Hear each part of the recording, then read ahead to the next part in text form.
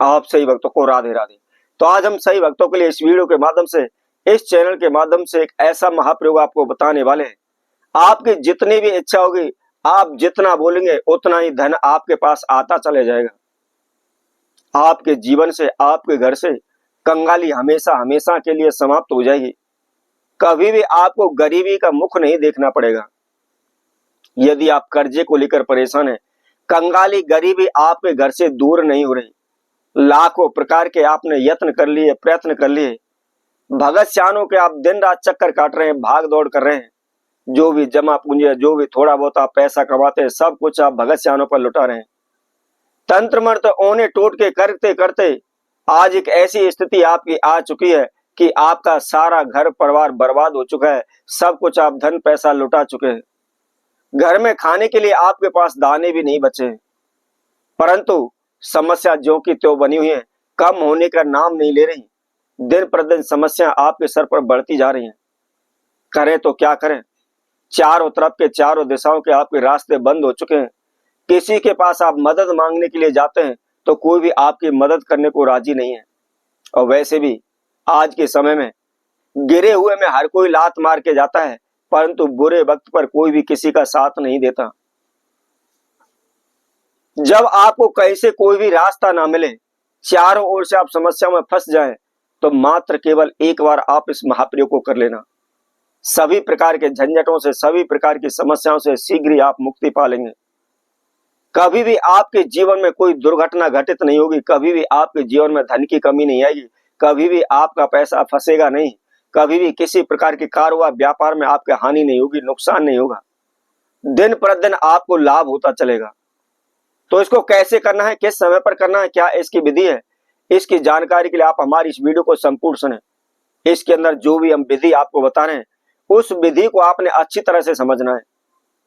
और जैसा कि मैंने पहले भी कहा था, आज मैं फिर कहूंगा, यदि एक बार आप किसी भी प्रयोग को, किसी भी उपाय को कर लेते हैं, हो सकता है आपको एक बार करने पर लाभ ना मिले, तो उसको आप दोबारा अवश्य करके देखें।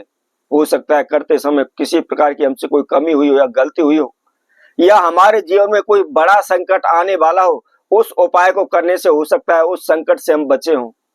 तो आप ऐसा ना सोचे कि पूजा पाठ करने से, उपाय करने से कोई लाभ नहीं होता। निश्चित ही हमारे जीवन में जो भी समस्याएं चल रही हैं, उससे छुटकारा मिलता है, हमको लाभ अवश्य मिलता है।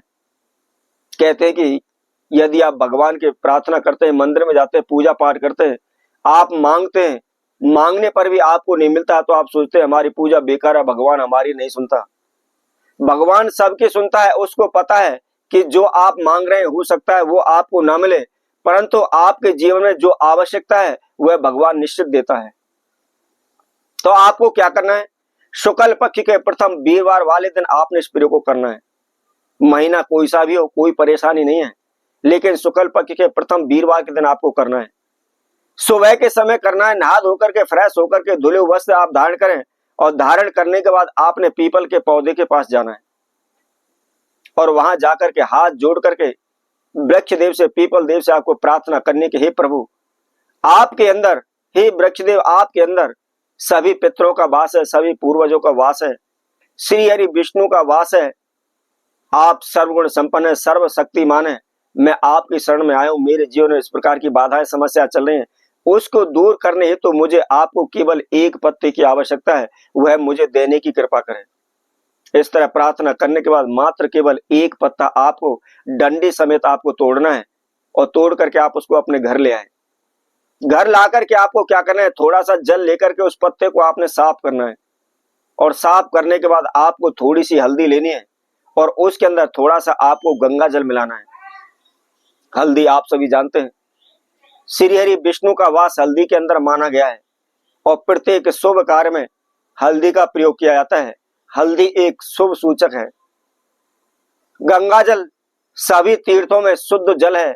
सभी देवी देवताओं का स्नान गंगा जल के द्वारा कराया जाता है। तो उसके द्वारा आपको क्या करना है? मिला करके आपने हल्दी के द्वारा, जो आपने पीपल का पत्ता लिया हुआ है, उस पीपल के पत्ते ऊपर जितना भी आपका कर्जा है या जितना आपका पैसा फंसा पड़ा है, उसको आपने हल्दी के द्वारा पीपल के पत्ते पर लिख देना है। और उसके नीचे आपने एक छोटा सा मंत्र लिखना है। मंत्र कौन सा है? ओम नमो भगवते वासुदेवाय। इस मंत्र को उसके नीचे लिख करके और उसके नीचे अपना नाम प्लस गोत्र लिख दे। अब आपको क्या करना है, मात्र केवल 2 बतासे लेने हैं और एक साबुत लौंग आपको लेनी है। उस पीपल के पत्ते पर रखें, पीपल के पत्ते को आप फोल्ड कर लें। फोल्ड करने के बाद आपको एक नारियल पानी वाला आपको लेना है, जो जटा वाला नारियल होता है वो नारियल लेना है और नारियल के ऊपर आपने उस पीपल के पत्ते को फोल्ड करके रख लेना है। अब आपको क्या करना है, कच्चा जो सफेद धागा होता है जिसको हम सूत का धागा बोलते हैं, कच्चे सूत का धागा आपको लेना है और उसके ऊपर आपने उसको लपेट देना है। यह केवल उपाय ही नहीं है, इसके अंदर सभी देवी देवताओं की, नवग्रहों की शक्ति इस उपाय के अंदर विराजमान है। पीपल का पत्ता हमने आपको बताया था, पीपल का पत्ता, पीपल पौधे में श्री हरि विष्णु का वास होता है, हमारे पूर्वजों का वास माना गया है, हमारे पितरों का वास माना गया है। हल्दी का जो इस्तेमाल किया हुआ है, देवगुरु बृहस्पति हल्दी का प्रतीक है। इसके साथ साथ हल्दी एक स्वयं शुभ सूचक है। नारियल मंगल ग्रह का प्रतीक है, सूर्य देव का प्रतीक है। उसके साथ साथ कच्चे सूत का सफेद धागा, उसके अंदर चंद्रदेव और बृहस्पति देव का प्रतीक उसको माना गया है।